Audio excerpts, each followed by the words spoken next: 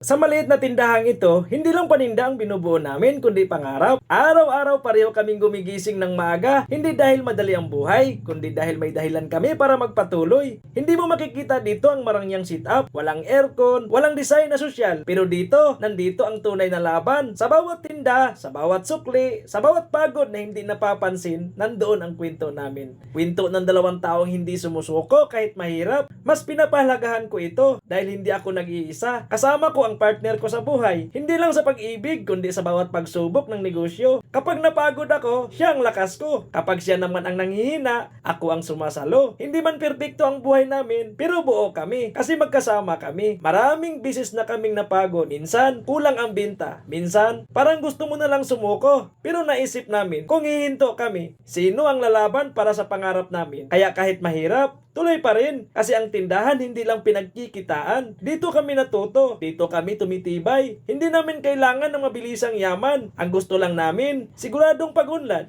Unti-unti, paunti-unti, pero tuloy-tuloy. Dahil balang araw, hindi lang kami ang nagtitinda. Kami na rin ang magiging inspirasyon sa mga gustong magsimula. Kaya kung ikaw, napapagod na rin, huwag kang titigil. Baka yung maliit mong simula ngayon, yan pala ang malaking kwento mo bukas.